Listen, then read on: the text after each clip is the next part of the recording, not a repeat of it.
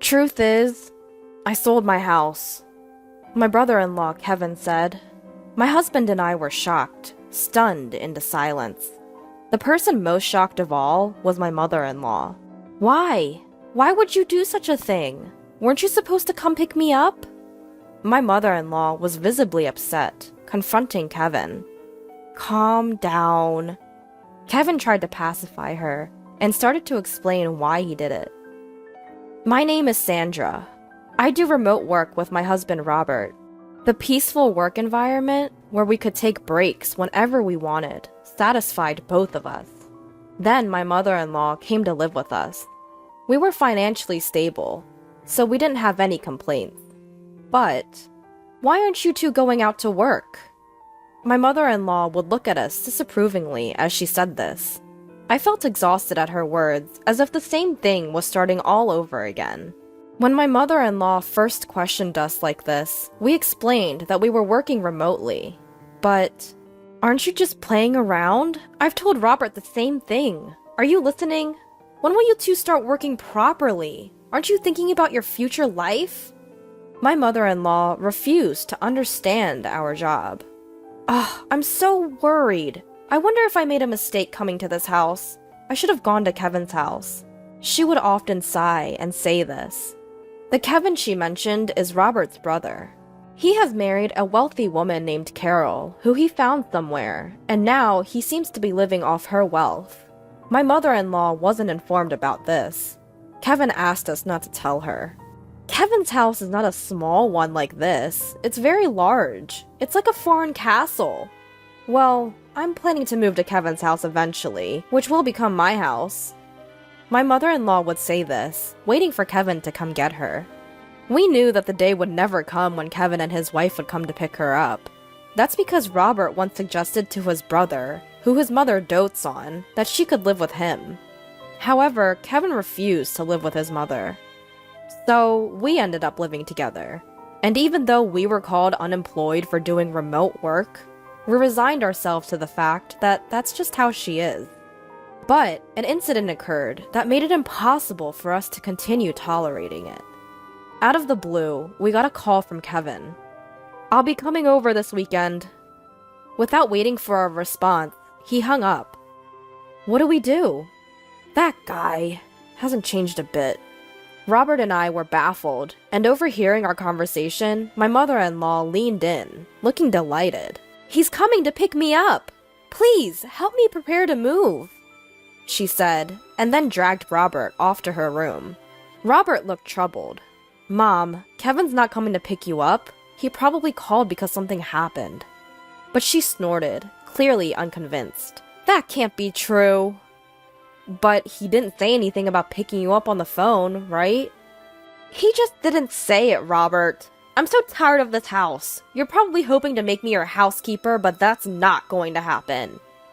We couldn't understand why she was having such paranoid thoughts. Since she came to our house, she got up whenever she wanted, didn't do any housework, and lived off the pocket money we gave her. Well, we weren't going to force my mother-in-law to stay, so we did as she said, packed her bags, and waited for his brother to come. Over the weekend, my brother-in-law and his wife arrived at our place.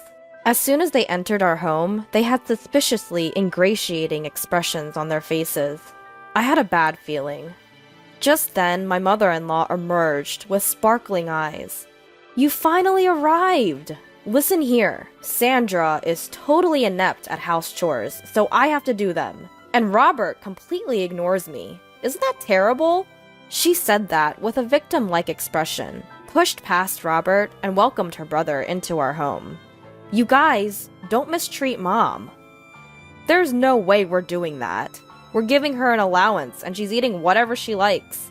Plus, Sandra is handling the house chores, Robert said, with a complicated expression on his face, but his brother just looked suspicious. Robert has always been a bit clueless, probably treating Mom badly without even realizing. And it seems Sandra isn't the considerate type. That's right! Kevin really understands me. Hearing this conversation, Robert and I couldn't help but scowl. Despite this, we decided to entertain our guests, and led the couple to the living room. We all sat around the living room table, with Robert and me on one side and the couple on the other. "Now, what are you sitting around for? Serve the tea!" "Huh? I thought you were going to make the tea, mother-in-law." "What are you saying? Making an old woman work? You see, Kevin? Sandra is this kind of person." My mother-in-law even started fake crying at that point. I was so stunned at her behavior that I didn't even feel like retorting. Once I had served the tea, the couple became solemn. The truth is, we sold our house. Robert and I were surprised and shocked at Kevin's words. The one who took the biggest shock was my mother-in-law. Why would you do something like that? Didn't you come to pick me up?" she asked, flustered, confronting Kevin. He tried to calm her down, saying, "Easy, easy," and then began to explain. "We've been in debt, and though we could repay the debt by selling the house, we're broke and have nowhere to live. So we came to discuss if we could stay here." "What? Debt?" "I was trying to start a business, but it didn't go well. Well, that happens, right?" Kevin, unabashed, laughed while saying this. Robert and I sighed in exasperation. "We only need to stay until we find a new house. Please, we have no one else to turn to." The couple bowed their heads together. I think our expressions must have been complicated, but if they had nowhere to live, we had no choice. We agreed to let the couple temporarily stay in our house. However, we made them promise to leave within a month. Kevin said, "Got it," and still laughing, went back to prepare to move their things. After they left, my mother-in-law sat silently, looking thoughtful. Robert and I assumed she was still in shock. The next day, the couple's stuff arrived right away. This much? Where should we put it all? We're in trouble. We might have to sell some of it, or rent a locker. While discussing this and moving Kevin's things, my mother-in-law dropped a bombshell on us. "I've been thinking, won't we be more secure in the future if Kevin's here? So you freeloaders can leave, can't you?" My husband and I were taken aback by my mother-in-law's abrupt statement. "If you insist, I can tolerate Robert staying, but I don't need a wife who can't do anything. Get a divorce, then the space that Sandra was occupying can be used for all these packages." My mother-in-law made this demand eagerly, her eyes shining, and looked to my husband for agreement. "What are you talking about?" He reacted as he usually did, completely astounded. Then, my brother-in-law and his wife arrived. My mother-in-law greeted them with joy. Although I was still shaken by her previous words, my husband decided to ignore them for the moment and asked his brother to deal with the packages. "There are more than I thought. Try to reduce the number, rent a locker, or sell some if you have to." When my husband said that, his brother glared at him and said, "What are you talking about? These are important packages. How could I sell them? And what if someone steals them from a locker? What if they get damaged? Are you going to take responsibility, bro?" My husband shook his head at his brother's selfish behavior. "This is our house, you know. It's only natural that you should endure some inconvenience, right? If you don't like it, find a place to live, quickly, and leave." At that moment, my mother-in-law shouted, "What are you talking about? Didn't I just say, if you two are not happy with Kevin and the rest, you can leave? You're basically freeloaders. You're not needed in this house. Kevin is trying to start a business, and all you two do is loaf around the house doing so-called remote work. You're a nuisance." My mother-in-law said this as if it were her own house. My husband and I looked at each other in disbelief. My brother-in-law and his wife were surprised at my mother-in-law's words, but then they started to smirk. That might not be a bad idea. "Mom, that's a good idea. Yeah, it's a hassle to look for a place, so we could live here. So sell this house to us. Right, Carol? I feel uncomfortable with you two around, so it would be helpful if you sold this place to us. Plus, it seems like our mother-in-law is on our side. So sell this place to us." My husband and I were dumbfounded at their words. "What nonsense are you?" my husband began, but was interrupted by my mother-in-law, who gloated. "See? Both Kevin and Carol are saying the same thing. So what will you do, Robert? If you're going to divorce, you can stay here. My mother-in-law glared at me triumphantly.